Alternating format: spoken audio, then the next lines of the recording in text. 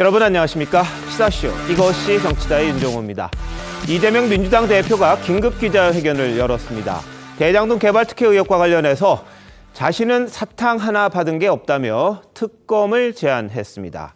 자, 국민의힘은 의도적인 시간 끌기라며 거부했는데요. 이런 가운데 김용 민주연구원 부원장에 대해서 이 정치자금 8억 원을 건넸다는 진술, 유동규 전 본부장 그리고 남욱 변호사도 같이 한 걸로 알려졌습니다. 전달 과정에 대해서도 자세한 메모가 있다 이런 보도도 나와 있는데요. 이 돈거래의 실체 이게 드러날지 어쩔지 전문가들과 바로 짚어볼 텐데 지금 김용 부원장에 대한 영장 실질 심사도 진행 중입니다. 자, 어서 오십시오. 안녕하세요. 안녕하세요. 네, 먼저 이재명 민주당 대표가 특검을 요구한 기자회견 내용 한번 들어보도록 하겠습니다. 관련 화면입니다. 예선 자금 운운하는데 불법 자금은 이론 본 일도 쓴 일도 없습니다. 김용 부원장은 오랫동안 믿고 함께 했던 사람인데 저는 여전히 그의 결백함을 믿습니다.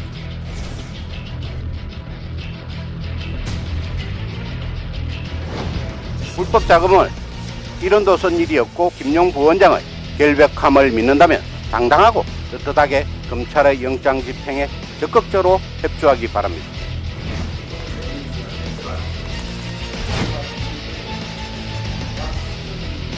대통령과 여당에 공식적으로 요청합니다. 특검을 즉시 수용하십시오. 수사를 제대로 하기 시작하니까 특검 주장을 하고 있습니다. 속이 뻔히 보이는 시간 끌기 수사 회피에 다름이 아닙니다. 특검은 지금까지 제기된 모든 의혹들을 총망라해야 합니다. 대통령의 부산저축은행 수사의 문제점과 윤석열 대통령을 물고 늘어진 것은 물타기, 물귀신 작전, 논점 흐리기에 다름이 아닌 것 같습니다.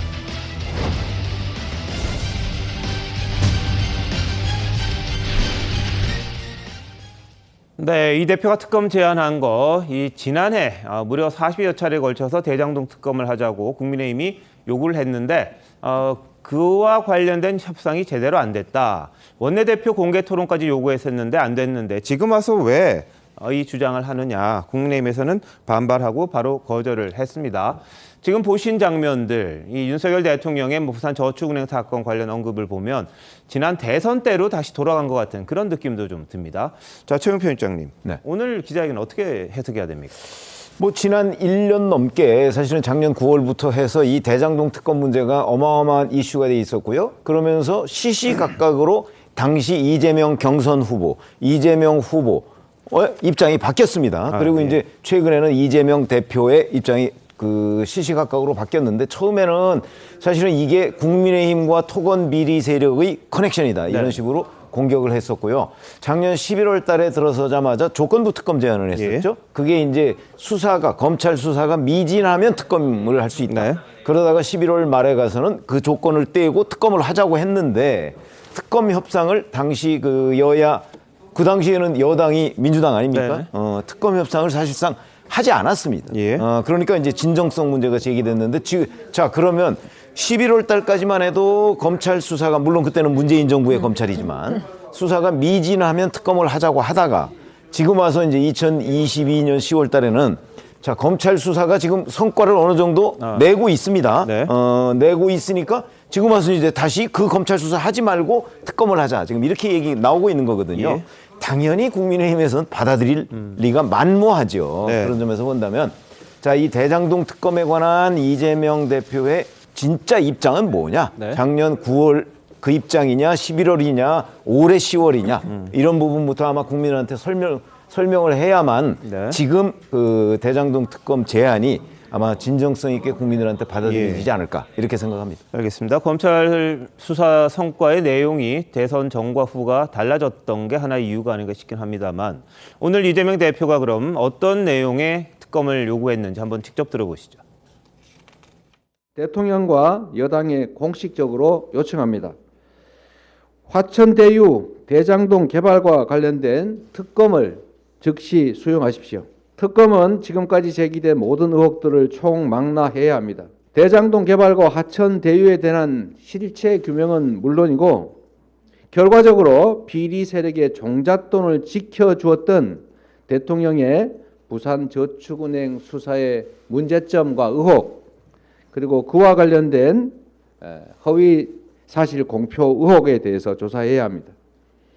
대통령 부친의 집을 김만배의 누나가 구입한 경위 같은 화천대유의 자금 흐름 진술이 갑자기 변경되는 과정에 제기된 조작 수사, 허위 진술 교사 의혹도 밝혀야 됩니다. 모든 의혹들을 남김없이 털어낼 좋은 기회입니다. 대통령과 여당이 떳떳하다면 이 특검을 거부할 이유가 없을 것입니다. 늘 공격하는 측에서는 이제 떳떳하면 받아라 이런 식의 이야기들을 서로 간에 오가고 했는데요. 자, 이재명 대표의 특검 요구, 전수민 변호사는 어떻게 해석하십니까? 그 이재명 대표의 특검 요구는 다 한마디로 정의하면 정치 보복의 시간 그만 끝내고 민생을 위한 시간으로 돌리자, 그 말을 하고 싶으셨던 것 같습니다. 지금 잘 보시면 알겠지만 민주당의 압수수색, 검찰들의 압수수색이 어제 있었고 그리고 오늘 또 다시 재개된다고 하고, 근데 동시간에 뭐가 있었냐? 교육위 국감장에서 바로 김건희 여사에 대한 논문에 대해서 바로 숙명여대와 국민대 총장을 부르고 국정감사가 진행되고 있는 상황에 이 모든 게 동시다발적으로 이루어진다. 국민들이 보기에 이 정말 우연이라 하기에는 너무나 이상한 이 상황을 어떻게 해석을 해야 될까? 결국은 김건희 여사에 대해서 논문에 대해서 의혹을 덮기 위해서 이렇게 제1야당 대표를 이렇게 탄압하는 정치 보복의 형태로 가는 게 아니냐. 두 번째로는 지금 중도층이 민심이 이반하고 있어요.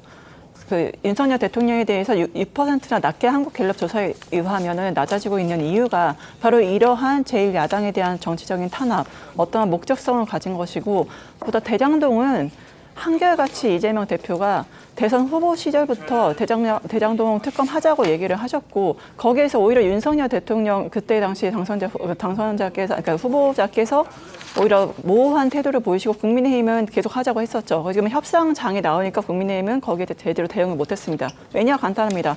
박상도 의원 50억 걸려 있습니다. 보석을 풀어 나왔죠. 거기에 파면 팔수록 대장동에 많은 국민의힘 관계자들이 있으니까 그거를 멈춘 거고, 부산 저축은행 수사도 마찬가지고, 결국에는 대장동의 몸통이 누구인지를 다투는 상황에서 끝난 상황에서 저는 이재명 대표가 당연히 이거에 대해서 정치 보복을 멈추고 이제 민생으로 나아가자는 그런 바람에서 한 게 아닌가 생각됩니다. 알겠습니다. 장진 변호사 나오셨는데 어떻게 보세요?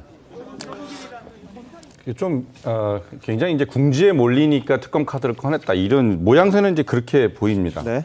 이 이재명 대표는 이제 과거에 본인이 특검에 대해서 한 말하고도 배치되는 지금 오늘 제안이죠.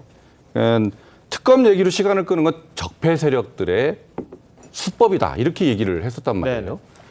본인이 그렇게 과거에 얘기를 했는데 오늘 이제 또 어려운 상황이 되니까 이제 특검 카드를 꺼내든 건데, 이 본인 얘기에 의하면 검찰의 수사 내용이 달라졌다, 관련자들의 진술이 달라졌기 때문에 이제 검찰을 믿을 수 없어서 특검을 하자, 이런 얘기인데, 거기까지 받아들인다 하더라도 그러면은 이 대장동 사건에 대해서 집중해서 이거를 수사해 달라, 그런 특검을 해 달라, 이렇게 얘기를 하면 또 모르겠어요. 그런데 여기다가 과지를 한참 붙입니다.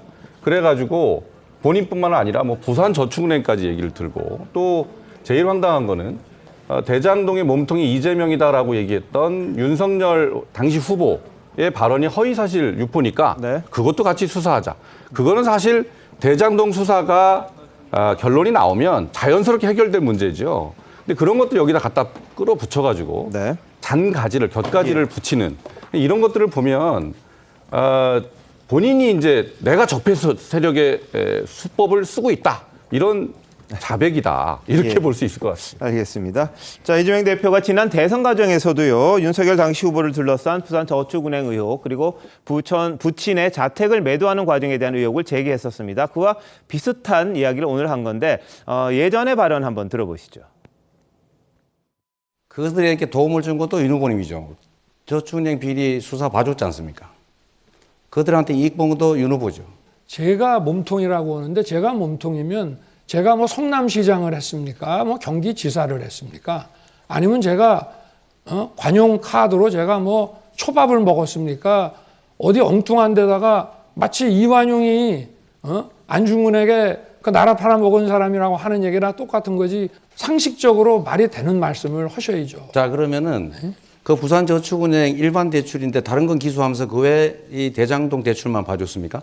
아니 부산저축은행은 배임 혐의가 되는 부분만 기소를 한 겁니다. 일반 대출 누가 기소합니까? 아니, 그 언론에 다 나온 얘기를 왜 아이고, 부인한다고 됩니까? 그러면 얘기하지 마시고. 한번 저는 봐준 거 없어요. 또 한 가지는 그들에게 이익 본 거 아버지 집 팔고 이익 받지 않습니까? 윤석열 게이트다 이게. 윤석열의 몸통이다 이렇게 생각합니다.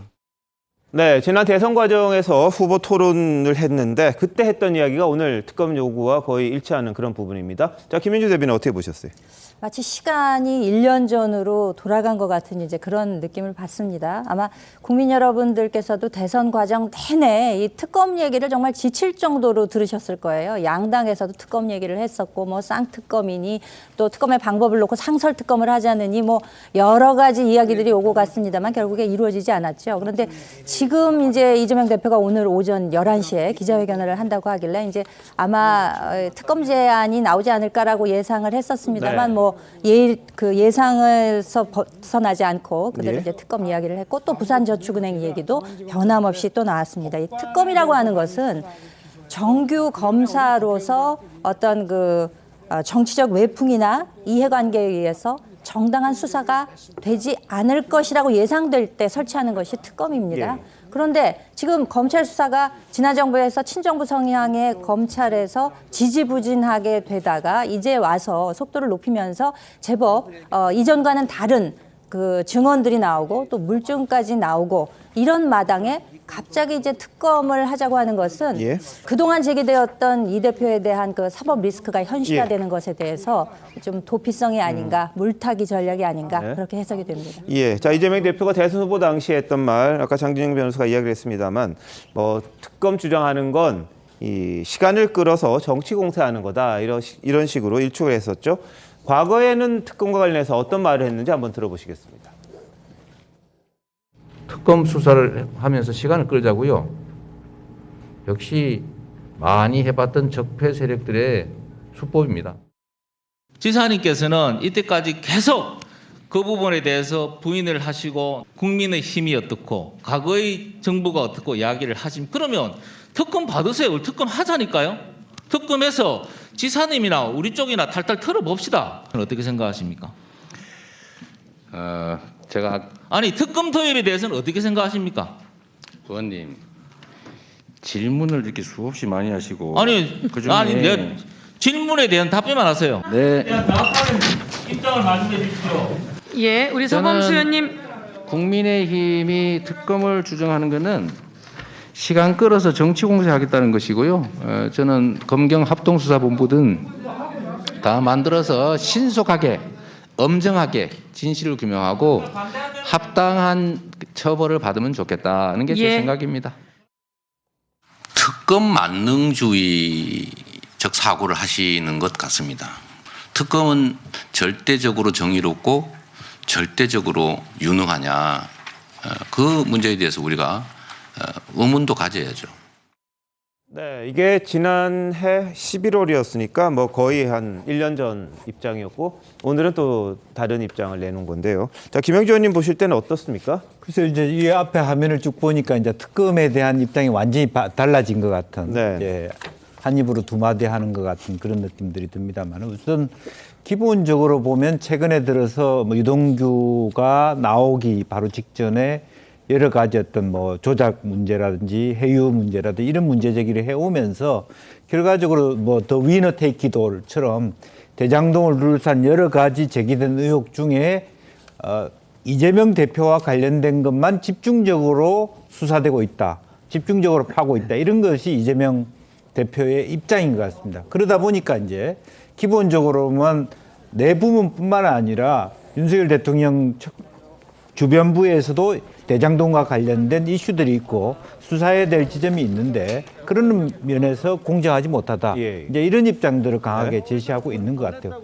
이제 그럼에도 불구하고 어쨌든 이 문제는 현실적으로 뭐 검찰이 갖고 있는 편향성이 분명히 있는 것이고 또 실질적으로 뭐 대통령 측이라고 하는 부분들이 또 프리미엄으로 작용할 수도 있는 어드밴티지로 작용할 수 있는 부분이라서 예. 상당히 불리한 입장에 놓여 있다 이재명 대표가. 네. 그건 분명한 사실인 것 같고 지금 뭐 김용이라고 하는 어떤 자기의 최고의 측근이 오늘 저녁에 어떤 결과를 낳느냐가 예, 예. 실제로 이 논의를 풀어가는 이제 그 제안에 있어서도 예. 아마 국면 전환을 하기에는 어렵지 않겠나 그렇게 보여집니다. 알겠습니다. 자, 여당에서는 뭐라고 그랬을까요? 주호영 원내대표 이야기 한번 들어보시겠습니다. 대장동 수사는 지난해 9월부터 본격화되었는데 당시 권력을 잡고 있던 문재인 정권의 친정권 검사들은 의도적으로 수사를 뭉개고 꼬리를 자르고 변죽만 울려왔습니다. 수사가 제대로 되지 않을 때는 이런저런 이유로 특검을 피하다가 이제 정권이 바뀌어서 수사를 제대로 하기 시작하니까 특검 주장을 하고 있습니다. 의도적인 시간 끌기, 물타기 수사 지연의 다름이 아닙니다. 오늘 기자회견에서 또다시 윤석열 대통령을 물고 늘어진 것은 대장동 사건의 핵심은 빼놓고 물타기, 물귀신 작전, 논점 흐리기에 다름이 아닌 것 같습니다. 네, 이재명 대표가 이야기하는 부산저축은행 사건까지 이어지다 다시 한번 뒤져보자. 이 돈이 거기서 만들어졌으니까 그 부분부터 밝혀야 한다. 이런 주장을 지금 특검과 연결시켰는데 이건 어떻게 보십니까? 그까지 가야 되는 겁니까? 자, 이게 이제 대장동 사건에 대한 수사. 우리가 이렇게 나눠봐야 된다고 생각해요. 작년 9월부터 시작했죠. 9월부터 올해 3월 예를 들어서 8일까지는 문재인 정부의 검찰이 이걸 수사했습니다. 네네. 물론 그 이후에 대선 끝나고서도 했지만 사실상 수사를 뭐 거기서 중단했다고 보고 그다음에 이제 그 이후에 윤석열 정부의 검찰 뭐 말은 똑같은 검사라고는 하지만 사람이 바뀌었잖아요. 그래서 본격적으로 이 대장동 수사를 한 거는 7월부터라고 합니다. 그럼 7월부터 10월. 그런데 이때는 아마 윤석열 그 대통령이 당시에 뭐 부산저축은행과 관련해서 대장동 문제가 심각했다면 아마 문재인 정부 이 검찰이 가만두지 않았을 거라고 저는 그 예상을 하고요. 수사를 했겠죠. 근데 거기에 뭐 제대로 된 뭔가가 나오지 않았기 때문에 그거를 이제 그 수사를 진척시키지 못했을 거라고 보고 자 대신 그 당시에는 이재명 대표나 아니면 정진상 실장이나 뭐 이런 사람들은 수사 아예 뺐어요. 수사가 아예 안 됐어요. 근데 이제 윤석열 정부에서 7월부터 본격적으로 수사하면서 이제 문재인 정부 검찰 때 뺀 부분을 중점적으로 지금 수사하고 있는 거죠. 자 그렇게 되면 제가 보기에는 문재인 정부 때 윤석열 그 부분을 수사 안 한 거나 그러니까 수사를 뭐 했을 거라고 저는 짐작이 되는데 그런데 거기서 안 나왔죠. 근데 지금 윤석열 정부에서는 문재인 정부 검찰이 하지 않은 부분을 수사를 하니까 나왔어요. 근데 지금에 와서 이제 자 그러면 이런 거 이제 다 그만두고 그냥 특검으로 갑시다. 이렇게 얘기를 하면 그걸 윤석열 정부에서 받아들일 수 있을까요? 제가 보건대 일종의 그냥 정치 공세성 주장이다 이렇게 생각합니다. 인과관계는 있습니까? 대장동의 돈이 저축은행 수사가 뭐 그게 이제 인물로는 똑같아요. 부산저축은행에 대한 중수부 이과장 시절에 이제 윤석열 과장이 수사했던 거는 그 대출 문제인데 거기서 이제 그 대장동 관련 그 이 일당들의 그 수사를 뺐다는 거거든요. 근데 그것도 일방적인 주장인 게 인물은 똑같은데 실질적으로 대장동 관련해서 PF를 일으키고 하는 거는 그 다음이에요. 그러니까 인물만 같다고 해서 이게 대장동의 뭐 그 자금의 씨앗이 됐다. 이거는 저는 무리한 주장이라고 봅니다. 알겠습니다. 자, 이런 가운데 검찰이 김영민주연구원 부원장에 대한 구속영장을 청구했습니다. 영장 실질 심사가 진행 중인데 결과는 아마 오늘 밤 늦게 정도 나오지 않을까 이렇게 예상이 되는데요. 가장 궁금한 건 김영 부원장에 대한 구속영장이 집행이 될 것이냐 말 것이냐 이런 부분입니다. 지금 근데 이런저런 이 취재 내용을 보면 정치자금법 위반으로 지금 혐의가 돼 있고요.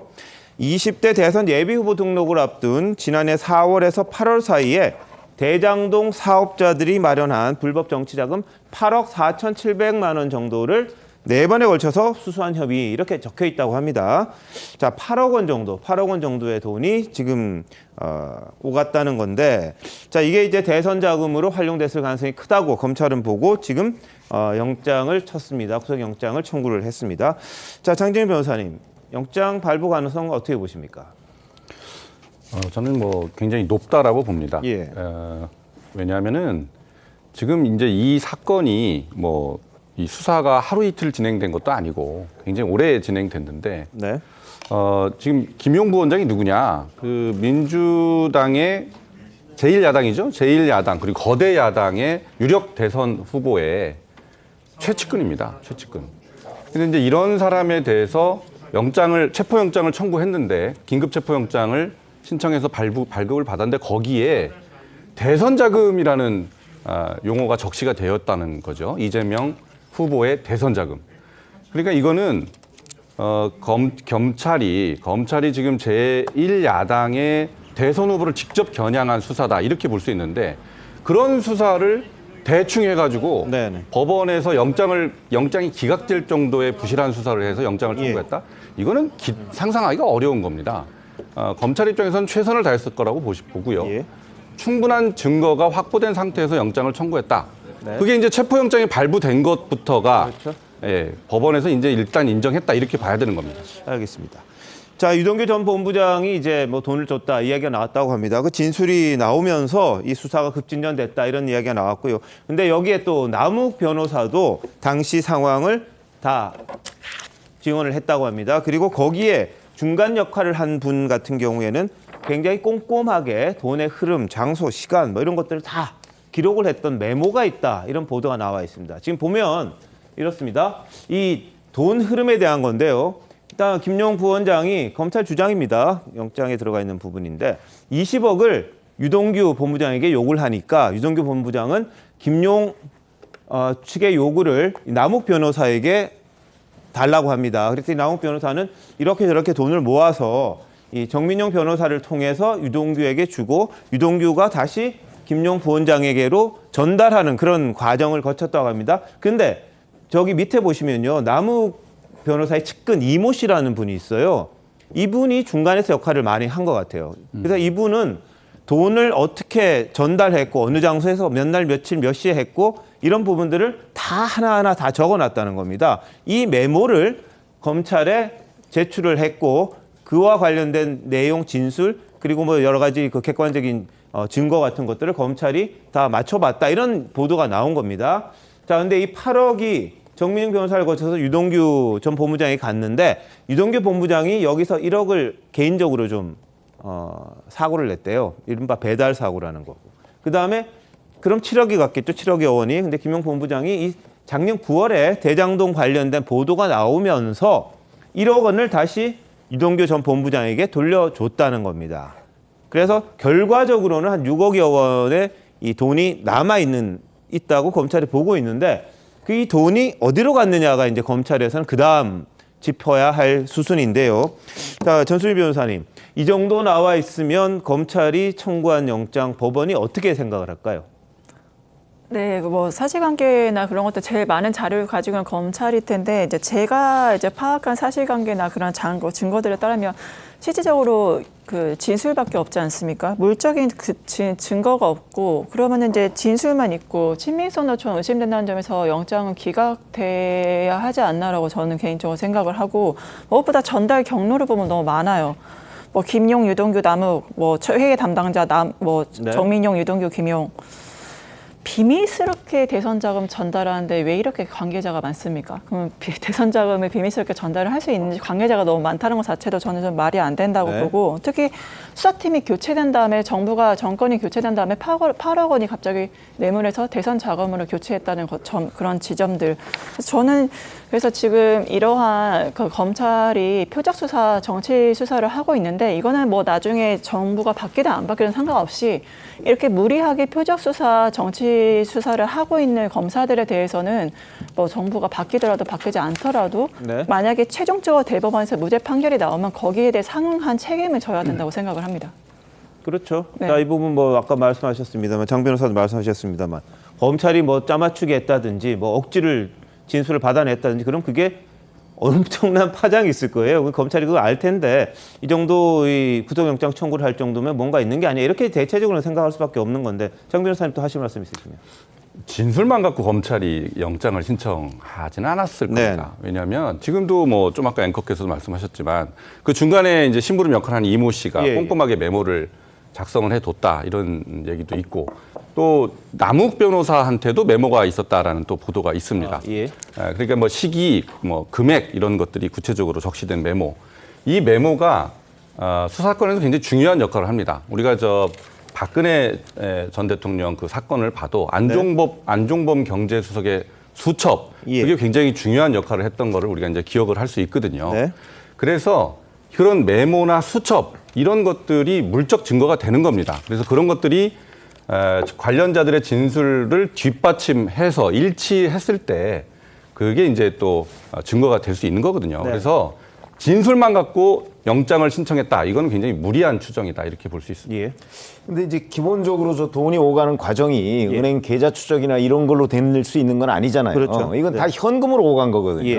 그러니까 현금으로 오갔기 때문에 이 불법성이 있다고 이제 이런 유추가 되는 것이고, 그다음에 그러면 이제 진술밖에 없다고 저는 생각을 해요. 예. 근데 이 진술이 이제 유동규 전 본부장 진술과 남욱 그 변호사의 진술 이제 상당히 그 뭐 시점이나 액수나 이런 것들이 다 일치하고, 네. 그다음에 저희가 알기로는 남욱 변호사가 처음에 저 20억을 만들어 달라는 그 요구를 받고 난색을 표했다고 해요. 예. 잘 아시다시피 남욱 변호사는 천화동인 4호의 실소유주지만 거기에서 많은 배당금을 받았지만 그 배당금을 뭐 본인이 항상 쌓아놓고 있는 게 아니잖아요. 그러니까 여기저기에 이제 잠겨 있을 거란 말이죠. 근데 갑자기 현금으로 뭐 20억을 빼내려니까 그게 쉬웠겠어요? 그래서 그 남욱 변호사가 그 20억을 만들기 위한 과정이 있습니다. 네네.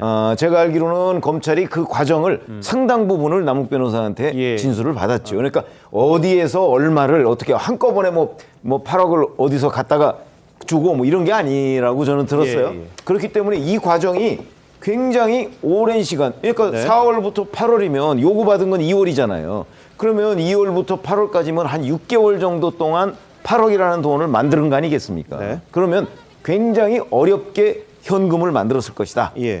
이렇게 보고 그 과정을 검찰에서 저는 진술한 걸로 알고 있기 때문에 예. 그렇게 되면 그거는 대단히 중요한 증거가 되겠죠. 네. 자, 그런데 이 20억을 요구한 이유가 뭘까? 그것도 지금 관심이에요. 왜냐하면 이재명 대표 같은 경우에 유력한 대권 주자였고 후원금 뭐 열자마자 다 들어오고 이러는데 그 돈이 필요했을까? 합법적으로 쓸 수 있었을 텐데 왜 20억이라는 돈을 요구해서 그중에서 한 8억, 지금 뭐 실제로 한 6억 정도 이걸 갖고 있었을까? 좀 의문이 들거든요. 자, 김영주 의원님, 네. 왜 그런 돈이 필요합니까? 글쎄요, 이제 그런 부분이 아마 이 돈의 나중에 예. 뇌물일까 정치 자금일까를 규명하는 데 있어 굉장히 중요한. 그러니까 그 돈 8억이면 8억, 6억이면 6억이 예. 어디까지 흘러 들어갔느냐, 돈의 쓰임까지 밝혀내야만 네. 저게 정치 자금인지 단순한 개인들의 어떤 정치 자금을, 즉 대선이란 명목으로 뇌물을 자기가 가로챈 것인지가 예. 규명될 수 있지 않을까 그렇게 생각됩니다. 왜냐하면 그 당시에 이재명 그 후보는 예비 후보의 시절에 여전히 도지사였어요. 네. 그리고 방금 말씀하신 대로 후원금이나 정치 자금에 부족함이 없었습니다. 예. 이제 그런 물론 우리가 알다시피 대선이든 총선이든 간에 선거를 하게 되면 돈이 많으면 많을수록 좋아요. 사실은 많이 있다고 해서 돈이 더 필요 없는 건 아니기 때문에 예. 실제로 사조직화하고 하는데 전혀 이재명 대표나 지사가 모르는 상황에서 돈이 들어갈 수도 있다라고 하는 부분인데 그게 이제 과거로 치면 네. 그냥 노무현 2000 말하자면 2년 선거 때 네네. 실제로 그 안희정 씨의 예. 관계에 속하고 지금 과연 똑같이 그렇게 갈 수 있느냐의 문제가 판가름이 나지 않을까 생각이 들고요. 예. 그래서 지금 현재 내용적으로 보면 그 당시에 과연 그렇게 많은 돈이 필요했고 또 쓸 수 있었겠느냐 하는 부분이 있지만 네. 이것이 역시 그 정치 자금이라고 한다라면 그 뒤에 네. 그야말로 어떤 김용희가 돈을 뭐 6억이든 7억이든 받았다면 네. 그 돈을 어떻게 용처를 썼는가를 규명해야만 예. 그 문제가 된다. 단순히 그때 이재명 지사가 예비 후보라는 것만으로 예. 정치 자금이라고 얘기하기에는 아직까지 섣부르다 그런 말씀이죠. 자, 근데 경선 때니까 혹시 뭐 당내 의원들과 관련돼서 뭐 좀 필요하지 않았을까 이런 의혹도 제기되는데 이제 뭐 어쨌든 그런 의혹을 제기한다 그러면 예. 돈이야. 사실 뭐 정치 않은 사람들이 네. 그것은 사실 불법 자금이 되는 것이고요. 예. 실제적으로. 그러면 뭐 다 알다시피 돈은 많을수록 좋고 아무리 뭐 돈이 많아도 정치 때는 선거 때는 모자란다고 말할 예. 수 있는 거고 그런 부분에 있어서는 아직까지 규명해야 될 부분이 많이 남아 있다는 거죠. 예. 근데 이제 뭐 조금 전에 말씀하신 게 후원금 같은 것도 차고 넘칠 텐데 왜 그러냐 예. 이렇게 말씀을 하셨잖아요. 예. 근데 후원금 같은 거는 그 모금을 하면 그거는 다 기록에 남겨야 됩니다. 그렇죠? 그렇죠. 예. 근데 이제 저런 경선이나 이런 것들은 기록에 남지 않는 돈도 굉장히 많이 필요합니다. 그게 이제 뭐 예를 들어서 의원 확보용이라고 할 수도 있고 또 조직을 가동해야 되잖아요. 예, 예. 근데 조직을 선관위나 선거법상에 규정된 그 정도의 비용만 가지고 조직을 가동하면 실질적으로 조직이 활성화되지 않습니다. 그거는 뭐 선거를 해본 사람은 다 알게 되기 때문에 예. 그러면 그 공식적인 자금 외에 정말 이제 약간의 뒷돈이죠. 이런 것들이 필요한데 그 돈이 어떤 때는 정치인들한테 물어보면 예. 어떤 때는 실제 공식적인 돈보다 더 들어갈 수도 있다는 거거든요. 그러니까 그런 부분에 필요하기 때문에 이제 이런 돈을 받는 근데 거예요. 거기서 제가 한 말씀 드리면 결과적으로는 김용 씨가 예.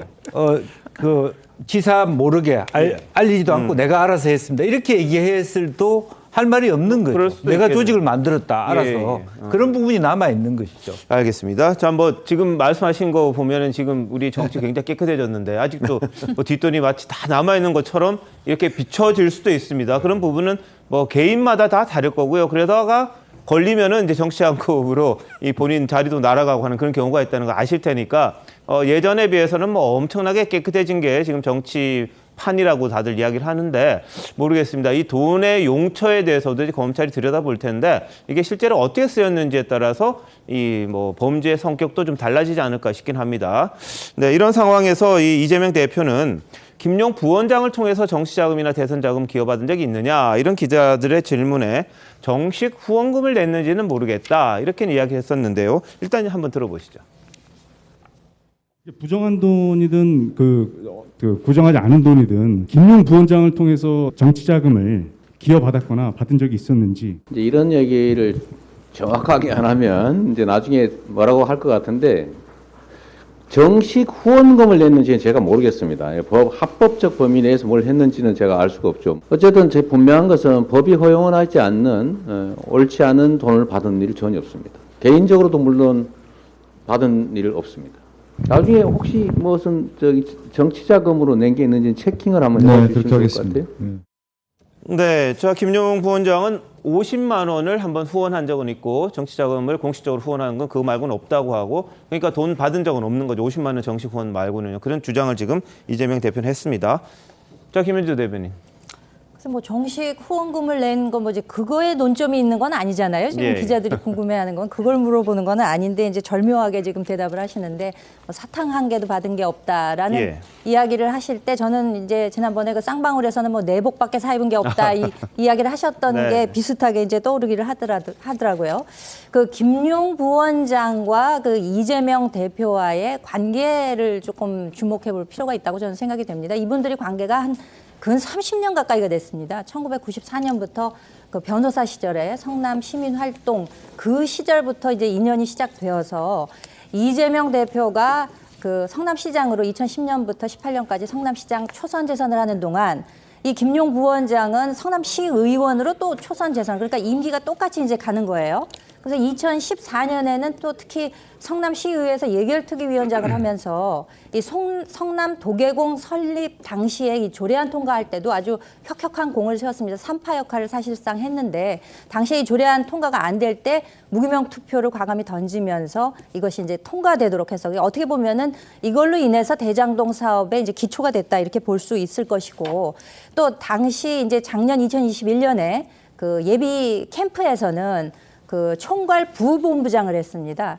그 총괄 부본부장이라고 하는 것이 이제 조직 관리하고 자금 마련하고 이제 주로 이런 일들을 하기 때문에 공식석상에서 어떤 뭐 회의에 참가한다거나 발언을 하기보다는 항상 물밑에서 안 보이는 곳에서 무슨 일인가를 항상 하고 있었다는 것이고 중앙선대위로 그러니까 대표가 그 대선 후보로 확정된 다음에는 중앙선대위에서도 또 같은 역할을 했습니다. 총괄 부본부장 역할을 해서 역시 이 분신이라고 불리울 만한 정도의 그런 역할 또 그런 관계였기 때문에 과연 이 정치자금 수수에 관한 것은 이제 용처가 밝혀져야 되겠습니다만 이 각계 전달했다고 하는 분들의 진술이 따로따로 받은 것이 합치되는 지점이 있고 또 이에 관해서 이것을 뒷받침할 만한 물증이 있기 때문에 네. 체포영장과 압수수색 영장이 발부된 거 아니겠습니까? 그렇기 때문에 예. 오늘 구속영장 실질 심사의 결과도 상당히 그에 걸맞는 결과가 나오지 않을까 예. 그렇게 예측이 됩니다. 알겠습니다. 자, 이 정진상 실장과는 이제 뭐 90년대부터 알고 있었고, 이 김용 부원장과는 좀 2000년대 넘어서 이제 알게 된 그런 관계라는 것 말씀을 드리고요. 자, 뭐 정 변호사님 하실 말씀 있으시죠? 지금 이제 이게 대선 자금이라는 게 영장에 적시되는 바람에 이게 급격하게 대선 자금 수사로 옮겨붙는 모양새인데 저는 사실은 대장동 의혹과 관련해서 이번 이 김용의 8억 수수가 대장동 의혹에도 굉장히 중요한 시사점이 있다 이렇게 보거든요. 이게 지금 그 남욱 변호사 기준으로 했을 때 남욱 변호사가 JTBC하고 인터뷰했을 때 2015년 이후에 자기는 대장동에서 손을 뗐다 이렇게 얘기를 했거든요. 그리고 이제 다른 자료들을 봤을 때 남욱은 2017년 이전에 자기 돈을 다 빼가지고 돈을 가지고 있었던 그렇게 이제 보입니다. 그런데 지금 유동규한테 김용이 돈을 달라 20억을 달라라고 얘기했던 시점이 2021년 2월이라고 되어 있습니다. 그러면 남욱 변호사가 대장동 사업에서 손을 뗐다라고 한 지 6년이 지난 시점에서 돈을 내놔라 이렇게 얘기했다는 거거든요. 그 말은 무슨 말입니까? 사업이 한참 정리된 지가 한참 6년이나 지나서 달라라고 했던 거는 그 돈의 주인이 누구냐라는 것을 짐작할 수 있는 굉장히 중요한 단서가 된다. 그렇게 봅니다. 그래서 뭐 대장동 수사에서도 보면 유동규 돈이 700억이 있다. 천화동인 1호가 실소유자가 유동규다. 뭐 이런 이제 진술들이 나왔다는 얘기들이 있었는데 그런 부분을 굉장히 뒷받침할 수 있는 그런 사건이다. 이렇게 볼 수 있습니다. 알겠습니다. 자, 유동규 전 성남도시개발공사 본부장 석방된 뒤 처음으로 오늘 대장동 개발 특혜 의혹 재판에 출석을 했습니다. 자, 한번 보시죠. 씨한테 돈 전달했다는 진술하신 거 맞나요? 진실을 밝혀야 돼요. 혹시 뭐 검찰 측 회유나 협박 있었을까요? 심경 변화 있으신 이유 있을까요? 7억은 어떤 명목으로 건네셨나요? 혹시 뭐 검찰 측의 회유나 협박도 따로 있었을까요? 불법 자금이라는 걸 인식하고 돈 전달하셨나요? 실제로 돈 건넸다고 진술한 건 맞는 거죠? 대선 자금이라고 인식하고 계셨나요? 취재인 질문에 일절 답을 안 했습니다. 어제도 이제 나올 때도 보면 기자들이 물었는데 아무 말도 안 했는데 김만배 씨는 이제 지금 수위를 잇고 있는 상황이고 이 유동규 본부장은 구속 기한이 만기돼서 그냥 바깥에서 불구속 상태에서 재판을 받고 있는 그런 상황이죠. 자, 근데 유동규 전 본부장은 지난해 이재명 지사와 친분으로 엮지 말라 그러면서 금품 수수를 비롯해서 각종 의혹을 강하게 부인했던 적이 있었습니다. 한번 보실까요? 현금을 받으신 게 있다 이런 보도들이 있는데 그러면 그거를 언제 어디서 그다음에 누가 그랬는지 정확하게 밝혀주세요. 그러면 되겠죠. 그다음에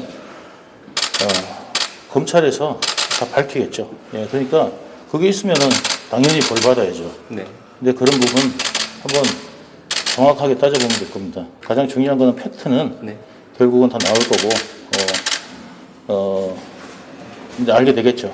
이재명 지사와는 그럼 개인적 친분은 없으신가요? 개인적 친분 같은 거를 엮으려고 하지 마세요. 뭐냐면 같이 일하다 보면 친분이 생길 수도 있는 거예요. 그 이상 그 이하가 아니에요. 이 가십거리를 만들어서 어떻게든지 이거는 프레임을 짜가지고 엮어가지고 누구 가까운 사람이 무슨 짓을 했더라. 이런 것들을 갖다가 만들어내는 것들 같아요.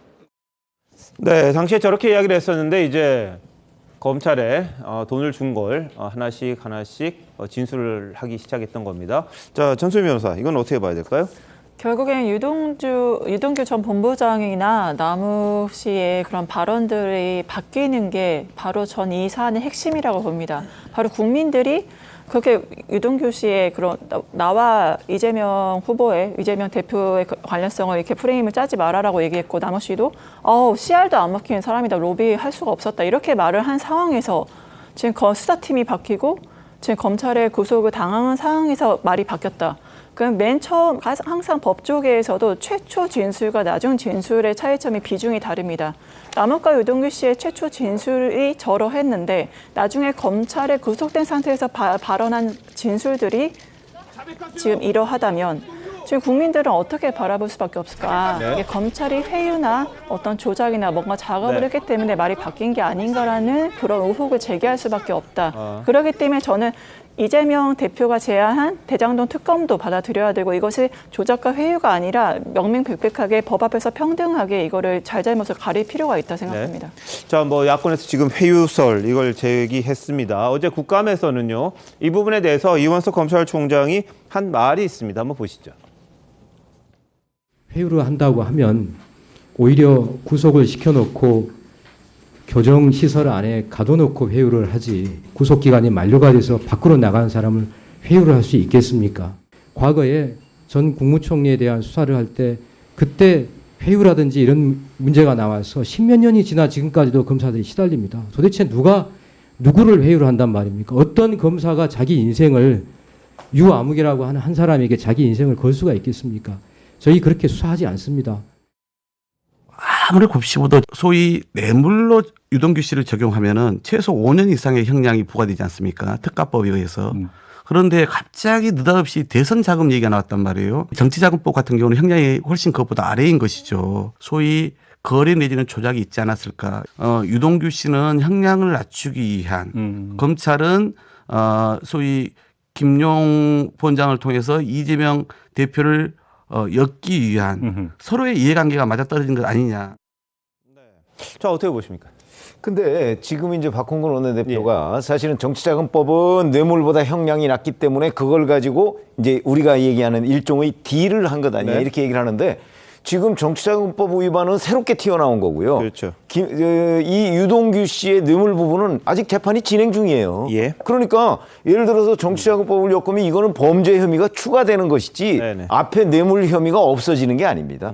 그런 관점에서 본다고 한다면 여전히 지금 박홍근 원내대표가 얘기하는 거는 논점 자체가 얘기가 안 되는 거고 그리고 지금 만약에 회유를 해서 유동규 전 본부장이 이렇게 얘기를 했다라고 하면 자 어제 12시 넘어서 그러니까 0시 넘어서 본인이 나왔단 말이죠. 그리고 오늘 이제 재판에 출석하면서 저는 어떤 식으로든 만약에 거기서 회유 부분에 관해서 저는 언급을 할 가능성도 없지 않았다고 생각을 해요. 근데 전혀 얘기 안 했잖아요. 그리고 지금 아까 이원석 검찰총장 말대로 사실 한명숙 전 국무총리 때 뭐 회유를 했네 어쩌네 뭐 이런 얘기들 때문에 엄청나게 검찰이 시달렸단 말이죠.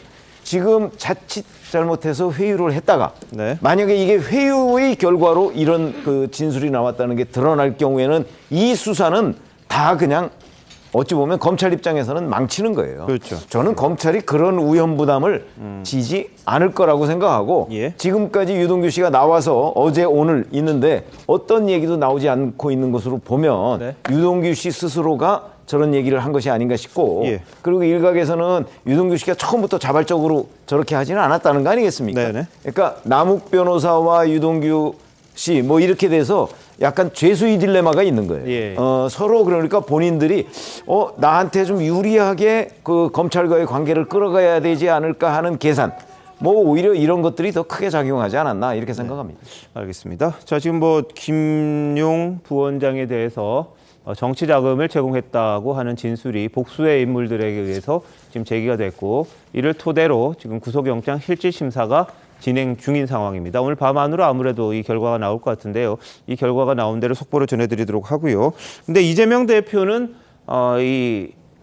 뭐 유동규라든지 뭐 이런 분들, 남욱 변호사 이런 사람들이 자기를 몰랐다는 점을 좀 강조하는 일을 하고 있습니다. 어제 같은 경우에도 보면 SNS에 대선 자금 진실 게임 1이라는 제목의 게시글을 올리면서 16초짜리 이제 영상을 첨부를 했어요. 해당 영상은 이 남욱 변호사가 이 지사를 언급하는 그런 대목이 들어있는데 이 영상은 지난해 경기도 국감 때도 한번 재생된 적이 있었습니다. 한번 보시죠. 대장동 개발 사업의 본질이 벗어나기 시작한 것은 어쩌면 그분이라는 말이 등장하면서부터 아닌가 싶습니다. 그분이 처음 나온 건 정영학 회계사의 녹취록이었습니다. 새로운 사항을 한번 들어보시죠. 그분이라는 게 결국은 이재명 지사가 아닐 수 있다. 저는 그게 좀 약간 제가 알고 있는 한은 거기는 뭐 관계가 없거든요, 사실은. 내가 아는 12년 동안 내가 그 사람을 여기 지켜보면서 지금 남욱 변호사 얼마나 하시는 많이 말씀인데 해봤겠어요. 트라이를. 아유 씨알도 안 동영상이 잘 안 나와. 이 대목입니다. CR도 안 먹혀요. 이거 뭐 기자회견 때도 이야기했던 그런 부분이 있고요. 이 뭐 최근에는 경선 자금 줬다고 진술했는데 옛날 말과 지금 뭐가 진실일까요? 이런 글을 올렸습니다. 자, 김영주 의원님 어떻게 보십니까? 그거는 뭐 대선 전과 후의 차이죠.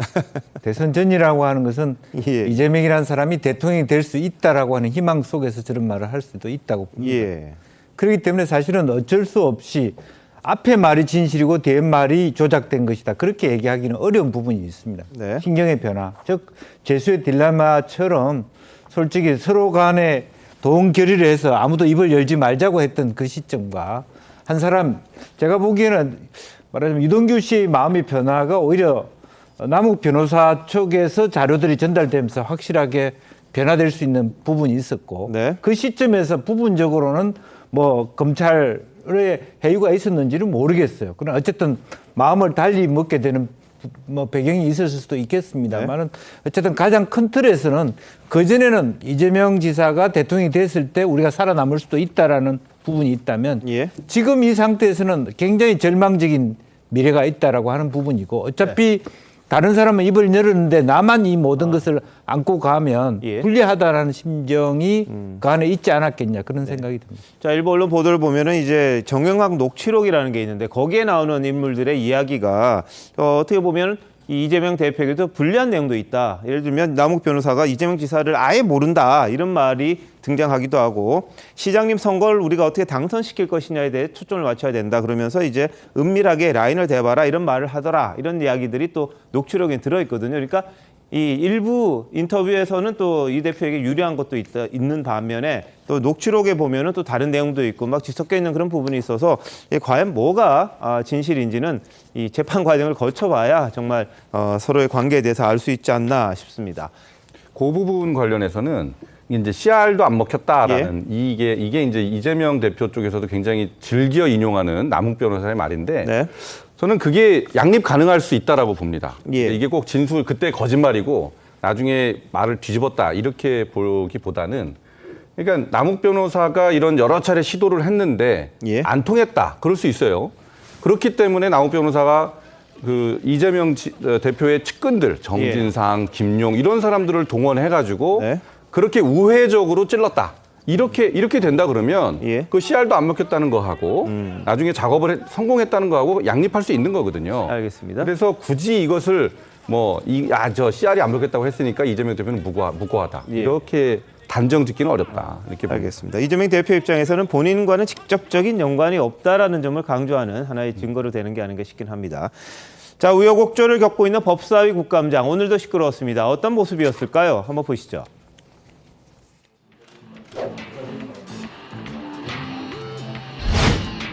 어제 여당 단독으로 법사위가 운영된 것에 대해서 법사위원회 한 사람으로서 유감스럽다는 말씀을 드립니다.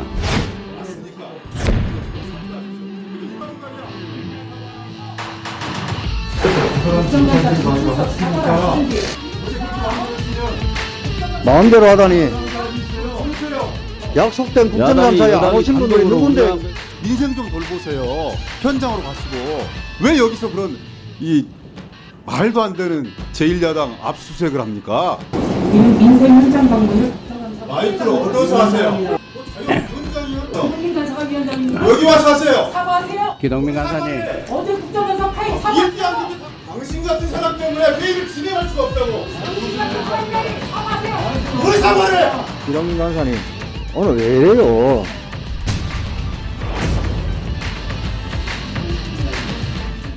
뭐 국정감사 법사위가 굉장히 뜨거울 거라고 뭐 예상을 했었는데 이 야당에 대한 야당 민주연구원이죠. 정확하게는 민주연구원에 대한 압수수색까지 겹치면서 고성이 하루도 빠지지 않는 그런 상임위가 된 것 같습니다.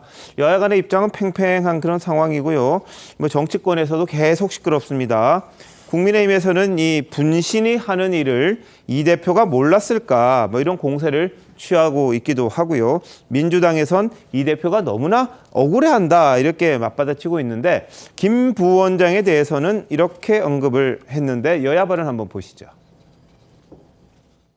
이 사람이 자기의 분신이라는 거를 그 이제 출판 기념회 때 얘기하는 거예요. 그 다음에 제가 거기서 이제 들었던 말 중에 기억나는 게 도구라는 단어를 써요. 분신이잖아요. 시켰다며요. 시키면 잘한다며요. 뭐든지. 이재명 대표와 김용의 관계가 네. 수사 대상에 오를 수밖에 없지 않은가라는 생각을 해보는 거죠. 이재명 대표는 그 이 김용에 대해서 네. 내 도구다, 유용하다. 시키면 일을 잘한다. 뭐 이런 게 좀 맞아 떨어지잖아요. 본인은 결단코 그런 일 없다라고 얘기를 했다는 것이에요. 이 일련의 과정에서 본인은 너무나 사실은 억울해합니다. 어제 누가 그러더라고요. 김용 당시 부원장이 뭐 여러 가지 그 조직 분야의 실무를 맡고 있었는데 돈을 그렇게 받았으면 오히려 쓰고 다녀야 될 거 아닙니까? 당시에 콩나물 국밥도 주변에 얻어먹고 다녔답니다. 예, 저 돈 안 쓰고 얻어먹고 다닐 정도로 돈이 없었다 이런 취지로 이야기를 하는 것 같은데, 자, 김영기 의원님 어떻게 보십니까? 네, 정미경 의원이 지금 뭐 사용 뭐 예. 도구 이렇게 얘기하는데 네. 사실은 저 맥락은 알다시피 출판 기념회에 예. 김용 사용 설명법이라고 하는 예, 예. 그런 것이었기 때문에 실제적으로 도구라는 말을 쓸 수밖에 없어요. 그러니까 저기서의 도구는 아마 국회의원 출마를 위한 출판 기념회였기 때문에 네. 이 사람을 국회의원으로 만들어서 분당의 중요한 도구로 삼자 예. 그런 맥락에서 얘기를 한 것이고 또 하나는 실제로 보면 분신이라고 이런 말들은 정치인들이 누구나 다 그 출판 기념회에 와서 그 사람하고 나의 친분이 굉장히 가깝고 또 크게 될 사람이다라고 하는 가시하는 맥락에서 저런 말씀을 하시거든요. 네. 그러니까 분신이라는 말을 안 했다고 할 수는 없습니다만은 일반적으로 뭐 당 대표나 뭐 당의 주요 관계자 혹은 지도자들이 가서 그분과의 친분을 과시하는 네. 그런 좀 오버된 용어이기 때문에 실제로 저 용어를 가지고 저 화면을 가지고 계속 분신이다 하는 데 있어서는 한계가 있다 그런 말씀. 알겠습니다. 자, 그런데 어제 국감장에서는요, 이제 대선 자금 수사와 관련된 이야기까지 나왔습니다. 김용 부원장이 돈을 받았다면 그 돈의 용처가 바로 대선과 연결되지 않겠느냐라는 야당 의원의 주장에 대한 답이 있었는데 한번 보시죠. 김용 씨는 이재명 대표가 스스로 분신이라고 평가한 최측근입니다. 대장동 일당에게 20억을 요구를 했고 이 중에 8억을 받았는데 가장 흥미로운 점은 그 시기가 지난해 더불어민주당 대선 후보 경선 과정과 정확히 일치한다는 것입니다. 그렇다면 이재명 불법 대선 자금 수사 이렇게 봐도 되겠습니까? 일단 불법 자금 수수 부분에 대해서 수사를 하고 그 자금의 성격이라든지 이런 부분에 대해서도 또 사용처나 하는 것도 수사가 이루어질 것이라고 생각하고 있습니다. 예, 김영희 대변인 어떻게 들으셨어요? 글쎄요, 뭐 법사위에 지금 국감 진행이 파행을 겪고 있는 것도 큰 소리가 매일 나고 있는 것에 대해서 참 국민 여러분들께서 어떻게 보실까 좀 저는 그게 네. 일종의 정치 혐오로 가지 않을까 그런 생각을 늘 하게 됩니다. 예. 사실상 민주당에 대한 민주당사에 대한 압수수색이 아니고 그 압수수색 영장 굉장히 특정해서 김용 부원장의 책상에 대해서 이렇게 되어 있다고 검찰총장도 얘기를 했습니다만 그것을 이제 법 집행을 하러 간 것에 대해서 국감을 일시에 중단하고 긴급하게 모든 민주당 의원들이 가서 뭐 8시간 정도 대치하는 양상을 보인 것 또 그리고 그 이후에는 국감이 어제는 그 반쪽 국감이 됐죠. 여당에서만 출석을 하고 또 오늘은 아무 얘기도 없이 전부 다 나와가지고 또 법사위가 그냥 속개가 되는 이런 양상들을 볼 때 국감의 본래 취지에 맞는 일들을 지금 국회의원들이 하고 있는가 네. 이런 점에 대해서 많이들 지켜보실 것이다. 예. 그렇게 생각이 됩니다.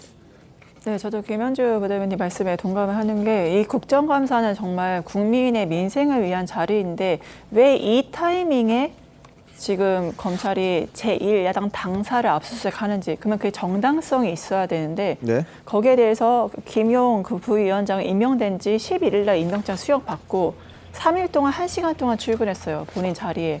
그러면 거기에 대해 마땅한 증거 자료도 제대로 없겠죠. 근데 이 야당 당사 자체를 신입해서 압수수색을 한다. 이것이 얼마나 정치적으로 모욕감을 주기, 특히 언론을 대동한 검찰의 그런 모욕감 주기와 그런 정치 보복의 행태를 보여준다는 혐에서 굉장히 민주당 입장에서는 그 반박을 할 수밖에 없고 이제 국정감사에 집중하고 싶지만 민주당 자체를 분쇄시키려는 움직임이기 때문에 이거는 대응할 수밖에 없었습니다.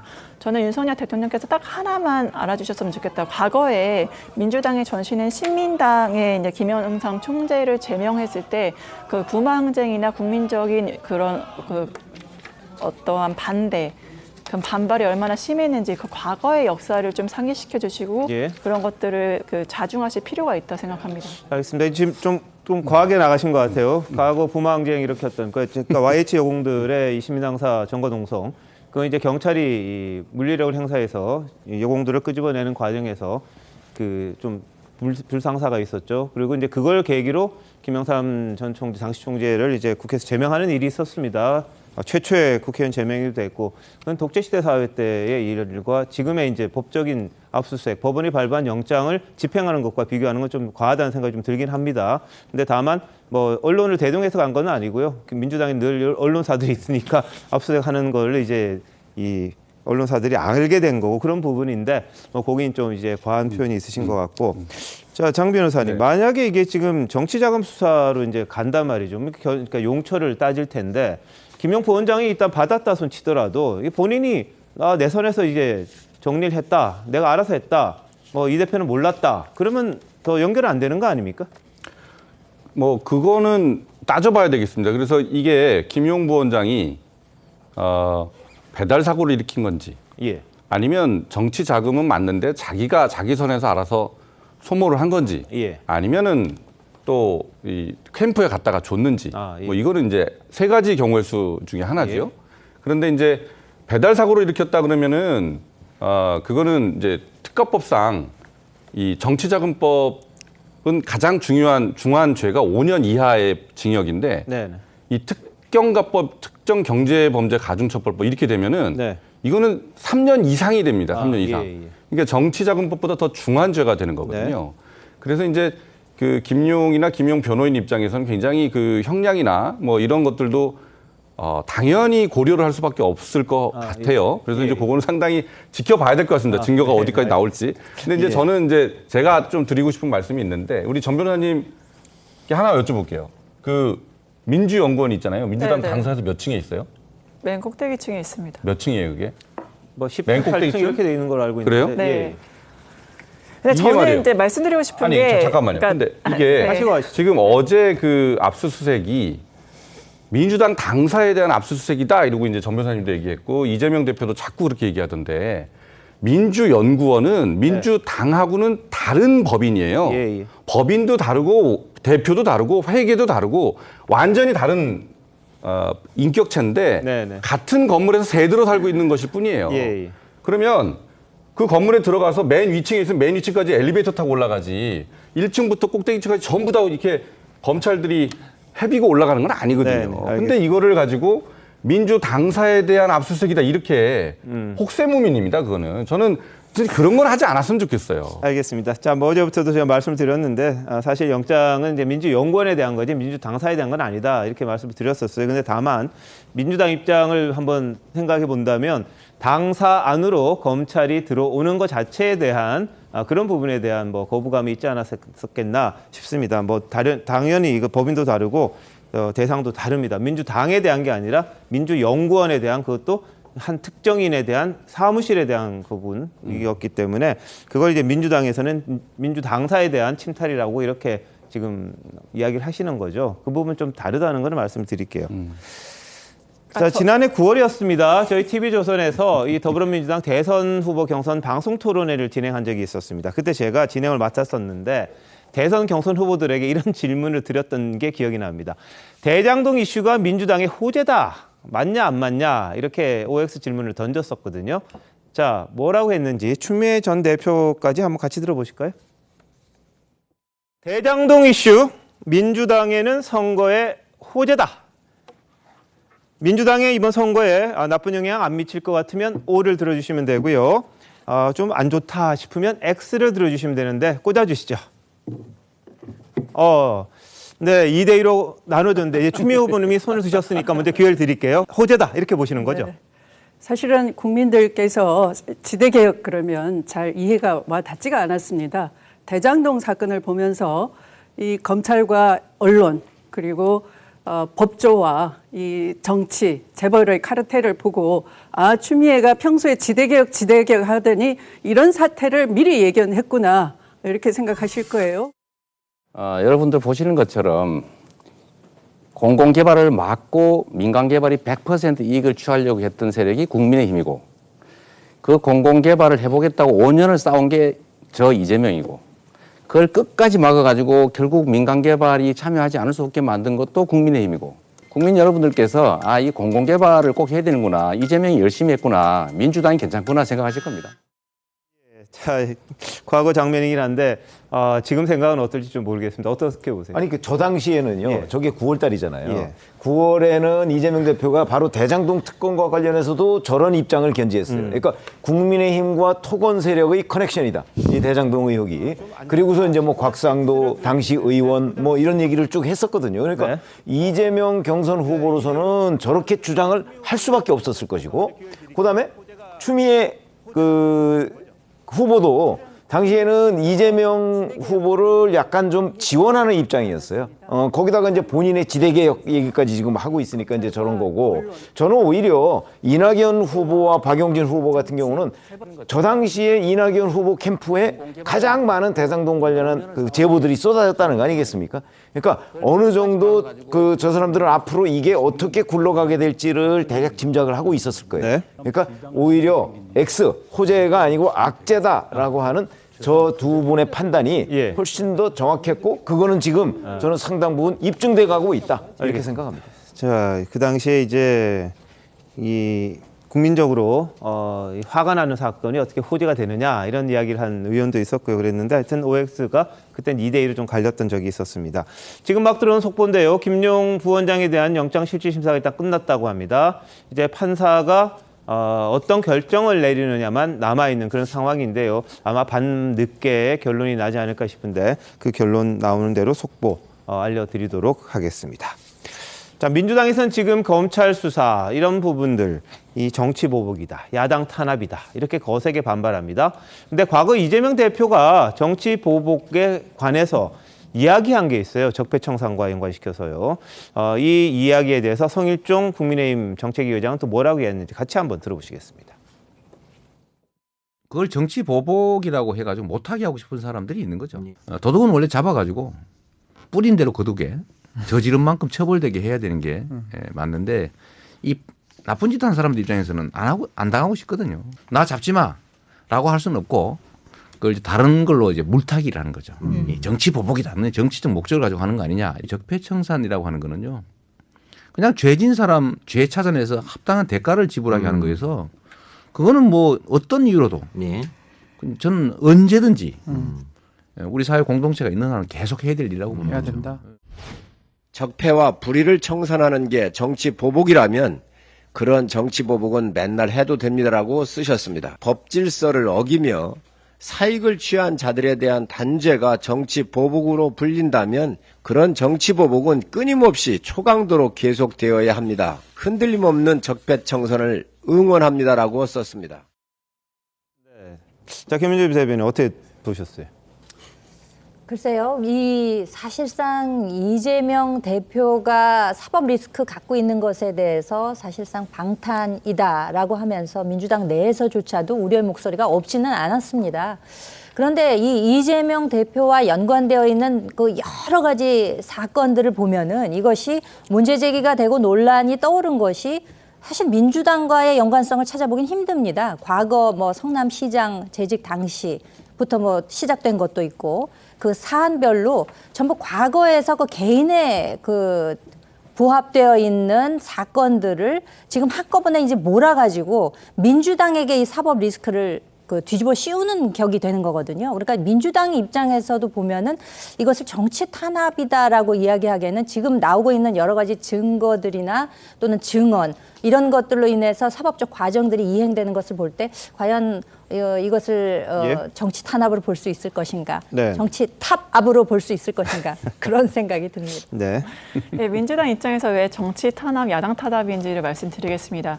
검찰이 이제 도둑을 뭐 잡는다 여러 가지 인용을 하시지만 뭐 벌을 뭐 지은 사람은 당연히 처벌을 받아야 되죠.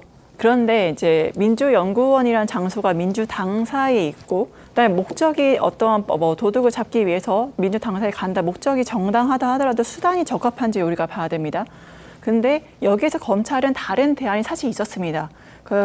뭐 언론들이 있는 바당에서 압수수색하는 모습을 보여주는 모습보다는 먼저 민주당 자체의 협치를 요구해서 우리가 이러이러한 이유로 압수수색을 하려고 하지만 이러한 자료가 필요하니 김용 뭐 부위원장이 자리에 있는 어떤 것들을 좀 먼저 협조를 부탁드리면 자료를 먼저 제출을 하십시오라는 선행 그런 프로세스가 있었음에도 불구하고 그걸 하지 않고 무작정 압수수색을 한다면서 당사를 들이닥치는 모습. 네. 거기에서 국민들은 목적에 정당한 수단이 정말 적합하구나, 검찰이 잘 하고 있구나라고 응원을 하실까? 저는 그게 아까 말씀드린 한국갤럽 조사에서 이제 윤석열 대통령에 대한 지지율도 그런 것들이 반영이 된 게 아닌가라고 생각을 합니다. 자, 그런데 압수수색 가면서 나 간다, 좀 준비해라 이런 사람 없잖아요, 그런데. 아니, 압수수색 전에 이제 먼저 민주당에 자료 제출을 요청을 하는 거죠. 그 김용 아니, 그러니까 민주당에 대해서 왜 그렇게 압수수색하면서 요청을 특혜를 요구하는 거죠. 그건 아니죠. 특혜가 아니죠.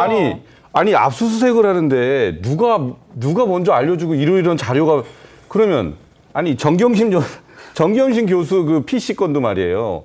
명백한 증거인멸을 증거 보전이다라고 얘기하는 그런 분들이잖아요. 그런데 그런 분들한테 어떻게 미리 알려주고 답 다 알려주고 시험 봐라? 그러니까 이미 제출을 먼저 요구하실 수 있었다는 거죠. 왜냐하면 당사의 범죄 자료조차도 없었고요. 이미 제출을 요구할 수 있었음에도 불구하고 그랬다는 겁니다. 알겠습니다. 자, 이원석 검찰총장이 왜 거기까지 갔느냐, 야당 탄압이라고 이야기를 하는데 왜 거기까지 갔느냐에 대해서 답변한 게 있습니다. 이원석 검찰총장이 검찰의 압수수색에 대해서 이야기한 부분이 있거든요. 자, 한번 들어보시죠. 검사에게 압수수색의 프로토콜 ABC는 첫 번째가 근무하는 장소입니다. 최종적으로는 주거지입니다. 주거지에 대한 압수수색 영장 발부받기는 정말 어렵습니다. 바늘귀를 뚫고 들어가야 될 만큼 소명하기도 어렵고 그 필요성과 상당성 입증하기가 어렵습니다. 저라고 국정감사를 앞두고 야당의 당사 안에 들어가 있는 민주연구원, 별도 법인이라고 하지만 그 압수수색하는 것이 결정을 내리기가 용이하겠습니까? 저희에게는 이행해야 될 책무만 있습니다. 이거는 권한과 권리가 아니라 저희들이 해야 될 일입니다. 제가 또 권역을 치르라는 것을 제가 잘 알고 있습니다. 그걸 고려해서 일정을 조정하고 변경하면 저는 그것이야말로 검찰의 정치행위라고 생각을 합니다.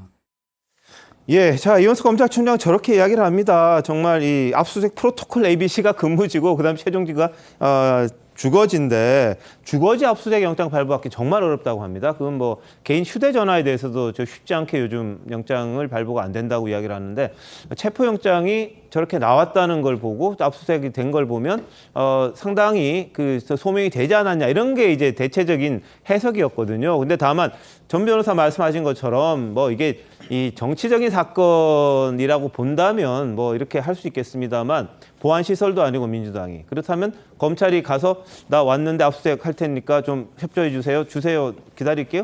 이렇게 하긴 좀 어렵지 않나 싶은 생각 좀 들어요. 이게 뭐 특혜라기 하기보다는 기본적인 것들을 좀 지켜서 그냥 가면은 협조할 수 있으면 하는 거고 정말 정당이 막으면은 뭐 그건 정치 활동이니까 어쩔 수 없는 그런 부분이 아닌가 싶은데 여하튼 압수수색을 둘러싸고는 지금 말들이 많습니다. 자, 그런데 이 8시간 대치했다가 끝났잖아요. 오늘도 들어간다 만다 이제 말들은 많습니다. 근데 그 지난번 압수수색 과정에서 검사의 옷 단추가 뜯어지고 이 공무 차량에 종이컵, 뭐 쓰레기 이런 것들이 날아왔다고 합니다. 어제 국감에서는요. 이완석 검찰총장이 무슨 공무집행방해죄 적용 검토하겠다 이런 말을 하긴 했는데 자, 한번 들어보실까요?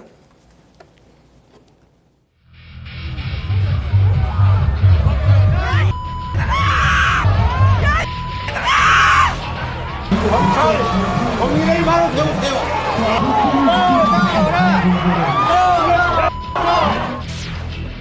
민주당 당직자들과 국회의원들이 압수수색을 집행하지 못하도록 공무집행을 방해했습니다. 그리고 검찰 수사관들 차량에 달걀도 투척하고 여러 가지 공무집행 방해 행위가 있었던 걸로 알고 있습니다. 단추가 뜯겨져 나가고 또 돌아오는 과정에도 컵과 달걀이 날아들었다는 보고를 받았습니다. 이 검찰총장으로서 대단히 안타깝게 생각하고 그 적정한 수사에 대해서 제가 울타리가 돼줘야 한다고 생각을 합니다. 공무집행 방해 혐의를 적용할 것이냐라는 의원님 말씀에 대해서는 저희들도 여러모로 검토를 하겠습니다만.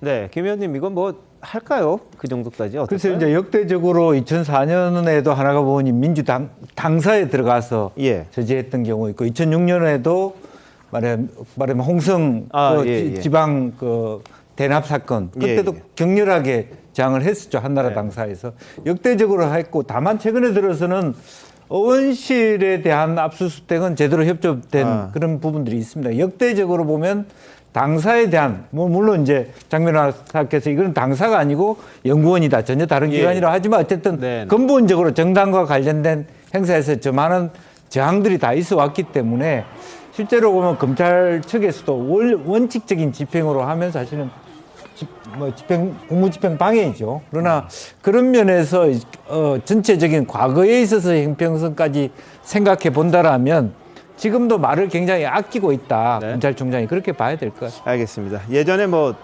새누리당이었죠. 그때 이 당원 대납 사건, 당비 대납 한나라당이죠.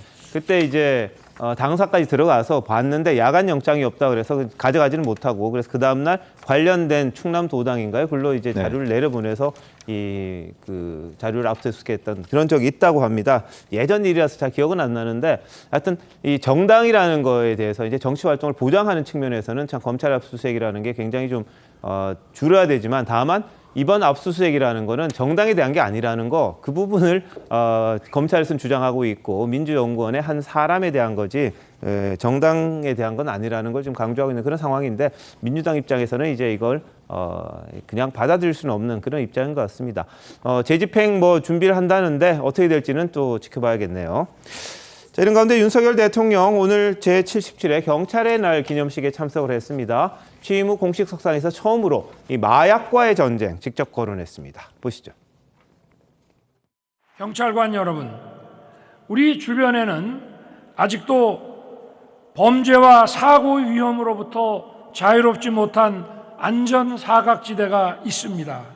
어느새 우리 주변으로 깊이 침투하고 있는 이 마약 범죄 역시 마약 사범이 연소화되고 초범 비율이 증가하는 상황인 만큼 유관 기관은 물론이거니와 국제사회와 적극 협력해서 기민하게 대응해 주시기를 당부드립니다. 특히 우리 미래 세대를 지켜야 한다는 사명감으로 마약과의 전쟁에서 반드시 승리해 주십시오. 네. 다들 아시겠습니다만 최근 들어 마약 범죄 또 마약의 유통 이런 것들이 굉장히 심각해졌다 이런 보도들이 많았습니다. 한동훈 장관도 그런 부분 언급을 했는데 대통령이 이제 나서서 마약에 대한 부분을 이야기를 했어요. 장 변호사님 요즘 의미가 있습니까? 저 이야기들이? 요새 이제 마약 범죄 유명인들이 이제 계속 잊을만 하면 계속 이제 마약 범죄에 적발이 돼가지고 체포가 되고 구속되고 이제 이런 걸 보는데 사실은 저 마약 관련된 사안은 제가 지난 6월에 저희 지역구인 서울 동작갑에서 마약 캠페인 그러니까 마약 마케팅, 마약 커피나 마약 김밥 이런 거 하지 말자라는 멈춰 마약 마케팅이라는 걸 저희 학부모들이랑 좀 했었어요.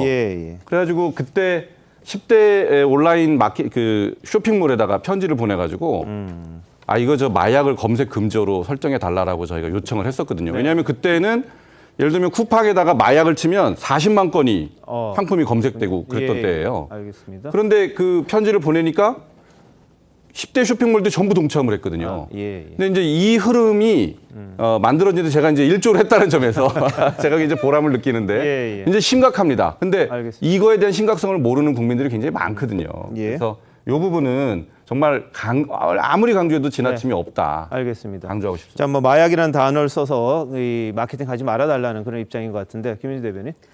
이 유엔 기준으로 볼 때 마약 청정국의 지위를 얻기 위해서는 인구 10만 명당 예. 그 마약 관련 범죄자가 20명 미만이라야 되는데 네. 2016년부터 우리나라는 마약 청정국 지위에서 벗어나게 예. 됐습니다. 그 기준점을 통과해버렸죠. 네. 그래서 요즘에 심심찮게 뉴스에서 많이 나오기 때문에 법무부의 그 마약 민생침해 범죄와의 전쟁 이거 선포한 것과 네. 궤를 같이 하면서 또 경찰들의 사기도 예. 진작시키는 그런 의미가 있지 않나 생각이 됩니다. 알겠습니다. 윤 대통령 11차 비상경제민생회의 언론에 공개하겠다 이런 입장을 밝히면서 최근 정부에 대해서 좀 정면적으로 이 강공하는 게 아니냐, 민생에 치중하면서 그런 이야기가 나오고 있는데요.